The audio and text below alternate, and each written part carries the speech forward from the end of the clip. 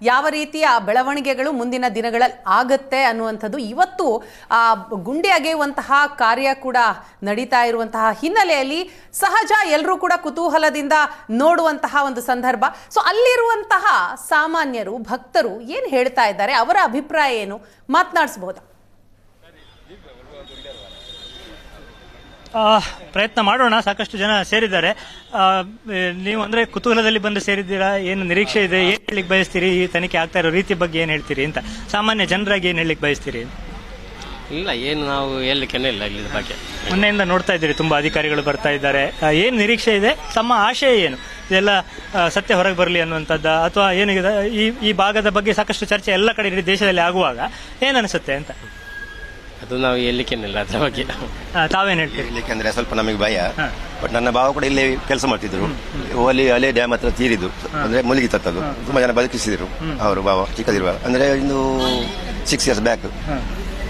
ನಮಗೆ ಇಲ್ಲಿ ಹೇಳಲಿಕ್ಕೆ ಅಷ್ಟು ಹೆದರಿಕೆ ಆಗ್ತದೆ, ಅಷ್ಟೇ, ಮತ್ತೇನಿಲ್ಲ. ಭಕ್ತರೆಲ್ಲ ಹೇಗಿದ್ದಾರೆ ಅಂದ್ರೆ, ಈಗ ಬರುವ ಭಕ್ತರಲ್ಲಿ ಏನಾದ್ರು ತೊಂದರೆ ಆಗಿದೆ? ಈಗ 2-3 ದಿನದಲ್ಲಿ ತುಂಬಾ ಆಕ್ಟಿವಿಟೀಸ್ ಎಲ್ಲ ಆಗ್ತಾ ಇದೆ ಅಲ್ವಾ, ಭಕ್ತರ ಸಂಖ್ಯೆಯಲ್ಲಿ? ಇದರಲ್ಲಿ ಏನು ತೊಂದರೆ ಇಲ್ಲಪ್ಪ, ದೇವರಲ್ಲಿ. ನೀವು ಹೇಳಿದ್ರೆ ನಿಮ್ಮ ಸಂಬಂಧಿಕರು ಏನು ತೀರ್ಕೊಂಡ್ರು ಅಂತ, ಹೇಗೆ ಅದು ಏನಾಗಿತ್ತು? ಅದು ಬಲ್ಲೋಕ ನೀರು ಬಂದು ಓವರಾಗಿ ಅಷ್ಟೇ, ಮತ್ತೇನಿಲ್ಲ. ಇಲ್ಲಿ ಆಗ್ತಿರೋ ಬೆಳವಣಿಗೆ ಎಲ್ಲ ನೋಡುವಾಗ ಏನಿಸ್ತದೆ, ಏನ್ ಹೇಳಿಕ್ ಬಯಸ್ತೀರಿ ತಾವು? ನಾವು ಹೇಳುದಂದ್ರೆ ದೇವಸ್ಥಾನಕ್ಕೆ ಬಂದಿರುವಂತ ಕಳಂಕ ಹೋಗ್ಬೇಕು. SIT ತನಿಖೆ ಒಳ್ಳೆ ಸ್ವಾಗತ, ಒಳ್ಳೇದಾಯ್ತು ಅದು ಮಾಡಿದ್ದು. ಯಾಕಂದ್ರೆ ಆಗ ಎಲ್ಲರಿಗೂ ವಿಷಯ ಗೊತ್ತಾಗ್ತದಲ್ಲ. ಧರ್ಮಸ್ಥಳಕ್ಕೆ ಬಂದಿರುವ ಕಳಂಕ ಹೋಗ್ಬೇಕು, ಮತ್ತೆ ಪೂಜ್ಯರಿಗೆ ಬಂದಿರುವಂತ ಇಸ ಹೋಗ್ಬೇಕು, ಕರೆಕ್ಟ್ ಆಗ್ಬೇಕೆಲ್ಲ. ಹಾಗೆ ಎಲ್ಲ ಒಳ್ಳೇದಾದ್ರೂ ತುಂಬಾ ಖುಷಿ ಆಗ್ತದೆ ನಮಗೆ ಸಹ ಒಂದು ಬಾರಿ ಬೇಜಾರಾಗ್ತದೆ. ಸುಮ್ಮನೆ ಇಲ್ಲೆಲ್ಲ ಅಪವಾದ ಮಾಡ್ತಾರಲ್ಲ. ಹಾಗೆ ಈಗ ಒಂದು ಕರೆಕ್ಟ್ ಆಗಿ ತನಿಖೆ ಆಗಿ ಎಲ್ಲ ಬಂದ್ರೆ, SIT ತನಿಖೆ ಆದ್ರೆ ಕ್ಲೀನ್ ಗೊತ್ತಾಗ್ತದಲ್ಲ, ಹಾಗಾಗಿ ನಮಗೆ ಸ್ವಾಗತ. ಒಳ್ಳೆ ತಂಡ ಮಾಡ್ತಾ ಇರೋ ಪ್ರತಿಯೊಂದು ಪ್ರಕ್ರಿಯೆ ನೀವು ಮೀಡಿಯಾದಲ್ಲೆಲ್ಲ ನೋಡ್ತಾ ಇದ್ದೀರಿ, ಹೇಗೆ ಅನಿಸ್ತದೆ ನಿಮಗೆ? ವಿಶ್ವಾಸ ಬರ್ತಾ ಇದೆ ಅದ್ರ ಬಗ್ಗೆ? ವಿಶ್ವಾಸ ಬರ್ತದೆ, ಯಾಕೆ ಲೈವ್ ಬರ್ತಾ ಉಂಟಲ್ಲ, ಮನೆಯಲ್ಲೇ ಗೊತ್ತು ನೋಡ್ಬೋದು, ಎಲ್ಲ ಸಹ ಕ್ಲೀನ್ ಗೊತ್ತಾ. ಮೊದಲೆಲ್ಲ ಹೀಗೆ ಬರ್ತಿರ್ಲಿಲ್ಲ. ಇದು ಬಾರಿ ಒಳ್ಳೆ ಆಯ್ತು, ಬಾರಿ ಒಳ್ಳೆ ಕೆಲಸ. ಎಲ್ಲರಿಗೂ ಸಹ ಊರಿನವರಿಗೆ ಬಾರಿ ಖುಷಿಯಾಗಿದೆ ಇದರಿಂದ. ಇದೊಂದು ಸುಳ್ಳು ಆರೋಪಗಳನ್ನು ಮಾಡಿ ಒಂದು ಅತ್ಯಂತ ಹೆಸರುವಾಸಿಯಾದ ಕ್ಷೇತ್ರವನ್ನು ಹಾಳು ಮಾಡಲಿಕ್ಕೆ ಇರುವಂತಹ ಷಡ್ಯಂತ್ರವೇ ಹೊರತು ಬೇರೆ ಏನಲ್ಲ. ಯಾಕಂತ ಹೇಳಿದ್ರೆ ನಾವು ಇಲ್ಲಿ ಒಂದು 50-52 ವರ್ಷ ನೋಡ್ತೇವೆ, ಕಾಲು ಜಾರಿ ಕೆಲವರು ಬಿದ್ದು ಸಾಯ್ಬೋದು. ಇಲ್ಲಿ ಲಕ್ಷಾಂತರ ಭಕ್ತರು ಬರುವ ಜಾಗೆ. ಕೆಲವರು ಇಲ್ಲಿ ಧರ್ಮಸ್ಥಳದಲ್ಲಿ ಯಾವುದೋ ಬಸ್ಸಲ್ಲಿ ಹತ್ಕೊಂಡು ಬರ್ತಾರೆ, ಅವರಿಗೆ ಅಡ್ರೆಸ್ ಇರುವುದಿಲ್ಲ. ಅಪ್ಪ ಅಮ್ಮ ತಂದೆ ತಾಯಿ ಕುಲ ಗೋತ್ರ ಎಲ್ಲ ಇಲ್ಲೇ ಬದುಕಿ ಇಲ್ಲೇ ಜೀವನ ಮಾಡಿ ಇಲ್ಲೇ ಎಲ್ಲಾದ್ರೂ ಪಾಪ ಸತ್ತೋಗ್ತಾರೆ. ಸತ್ತೋದಾಗ ಆ ಹೆಣವನ್ನೇನು ಮಾಡಬೇಕು? ಅದನ್ನು ಪ್ರತಿಮೆ ಮಾಡಲಿಕ್ಕೆ ಆಗುದಿಲ್ಲ. ಎಲ್ಲಾದರೂ ಒಂದು ದಫನ ಮಾಡಬೇಕು. ಆ ಕಾಲದಲ್ಲಿ ಒಂದು ಪಂಚಾಯತ್ ಅವರ ಅಥವಾ ಒಂದು ಯಾರಾದರೂ ಒಂದು ಪೊಲೀಸ್ ಇರ್ತಾರೆ, ಅವರ ಮುಖಾಂತರ ಅದನ್ನು ದಫನ ಮಾಡುವ ವ್ಯವಸ್ಥೆ, ಅದಕ್ಕೆ ಬೇಕಾದ ಖರ್ಚು ವೆಚ್ಚವು ಪಾಪ ಕ್ಷೇತ್ರದಿಂದ ಭರಿಸ್ತಾರೆ. ಅಂತಹ ಕ್ಷೇತ್ರದಿಂದ ಭರಿಸಿ ಇಂಥದನ್ನೇ ಒಳ್ಳೆ ಕಾರ್ಯವನ್ನೇ ಮಾಡಿದಲ್ಲಿಗೆ ಇಂಥ ಒಂದು ಕ್ಷೇತ್ರಕ್ಕೆ ಹಾಳು ಹೆಸರು ತರುವವರಿಗೆ ಅವರು ಮಾತ್ರ ಅಲ್ಲ, ಅವರ ವಂಶ 7 ತಲೆಮಾರು ಸರ್ವನಾಶ ಆಗ್ತಾರೆ. ಅದಾಗಲೇ ಬೇಕಾಗಿದ್ದರೆ ವಿಶ್ವಾಸಿಗಳಿಗೆ ಅದೊಂದು ವಿಶ್ವಾಸ ಇದೆ ಅಂತ. ಇದನ್ನೆಲ್ಲ ಇದು ಕೆಲವರು ಅವರವರೇ ತೋಡಿಕೊಂಡ ಹೊಂಡಕ್ಕೆ ಅವರವರೇ ಬೀಳಲೇಬೇಕು, ಬೀಳ್ತಾರೆ. ಮುಂದಿನ ದಿನಗಳಲ್ಲಿ ನೋಡೋಣ. SIT ತನಿಖೆಯಿಂದ ಎಲ್ಲ ಹೊರಬರುವುದರಿಂದ ಸ್ಪಷ್ಟ ಆಗ್ತದೆ ಅನ್ನೋ ವಿಶ್ವಾಸ ತಮಗೆ? ವಿಶ್ವಾಸ ಖಂಡಿತ ಬರಲೇಬೇಕು. SIT ತಂಡ ಅದರಲ್ಲಿ ಒಂದು ಸರಿಯಾದ ರೀತಿಯಲ್ಲಿ ಒಳ್ಳೆ ರೀತಿಯಲ್ಲಿ ಮಾಡಬೇಕಂದ್ರೆ ಇಲ್ಲಿ ಕೊಲೆ ಸುಲಿಗೆ ಆಗಲಿಲ್ಲ. ಕೊಲೆ ಸುಲಿಗೆ ಮತ್ತು ದರೋಡೆ ಅತ್ಯಾಚಾರ ಆಗದ ಒಂದು ಗ್ರಾಮ ಆ 2.5 ಕಿಲೋಮೀಟರ್ ನಮ್ಮ ಧರ್ಮಸ್ಥಳ ಒಂದು ಬಿಟ್ರೆ ಈ ಜಗತ್ತಲ್ಲಿ ಬೇರೆ ಇಲ್ಲ. ಇದು ಅಲ್ಲಿ ಅಂಥದ್ದು ಏನು ನಡೆಯುವುದಿಲ್ಲ. ಧರ್ಮಸ್ಥಳ ಅಂದ್ರೆ ಒಂದು ಗ್ರಾಮ, ಅದರಲ್ಲಿ 100 ಊರುಗಳಿದೆ. ನೇತ್ರಾವತಿ ಇದೆ, ಮುಂಡ್ರುಪಾಡಿ ಇದೆ, ಅಂಟಮಜಲ್ ಇದೆ, ಅದು ಇದೆ, ಇದಿದೆ, ಕೂರುದೊಟ್ಟಿಗಿರ್ದು, ಹೀಗೆ ಬೇರೆ ಬೇರೆ ಊರಿದೆ. ಬೇರೆ ಬೇರೆ ಊರಿನಲ್ಲಿ ಅವರವರ ವೈಯಕ್ತಿಕ ದ್ವೇಷದಲ್ಲಿ ಯಾರಾದರೂ ಹೊಡೆದುಕೊಂಡು ಸತ್ತರೆ ಪಾಪ ಪೂಜ್ಯರು ಹೊಣೆ ಅಲ್ಲ. ಗಂಡ ಹೆಂಡತಿ ಜಗಳಾಗಿ ಸತ್ತರೆ ಅವರು ಹೊಣೆ, ಸ್ವಂತ ಮಕ್ಕಳನ್ನು ತಂದೆ ತಾಯಿ ಹೊಡೆದುಕೊಂಡ್ರೆ ಅವರು ಹೊಣೆ. ಅದಾಗುದಿಲ್ಲ. ಆದರೆ ಏನೋ ಒಂದು ಹೆಸರು ಇರಿಸುವಾಗ ಅದಕ್ಕೆ ಬೇರೆ ಬೇರೆಯವರು ಮಿಕ್ಸ್ ಮಾಡಿ ಬೇರೆ ಬೇರೆಯವರೆಲ್ಲ ಸೇರಿಕೊಂಡು ಒಂದು ರೀತಿಯ ಏನೋ ನಿನ್ನೆಯಿಂದ ನೋಡ್ತಾ ಇದ್ದೀರಿ, ಕೆಲವು ಜಾಗವನ್ನೆಲ್ಲ ಗುರುತಿಸಿದ್ದಾರೆ.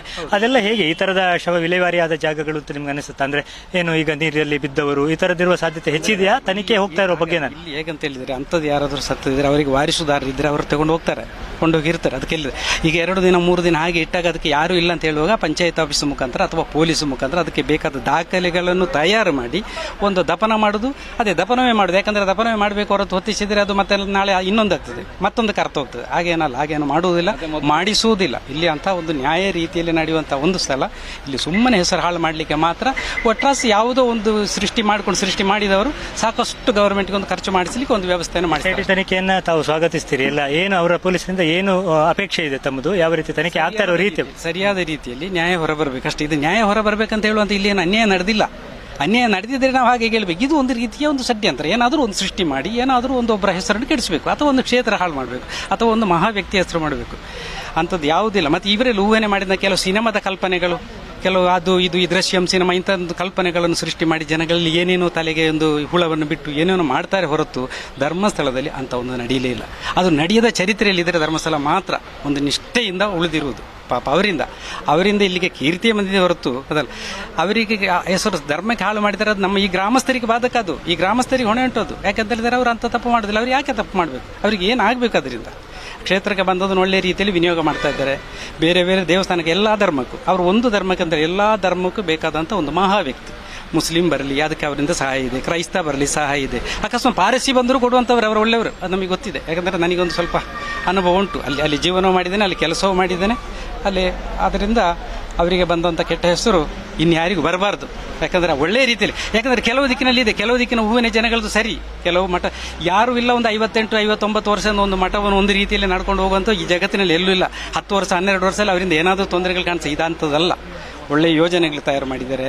ಈ ಬೆಳ್ತಂಗಡಿ ತಾಲೂಕಿನ 81-82 ಗ್ರಾಮವನ್ನು ಪ್ರಥಮವಾಗಿ ಅದನ್ನು SKDRDP ಮಾಡಿ ಅಲ್ಲಿಗೆ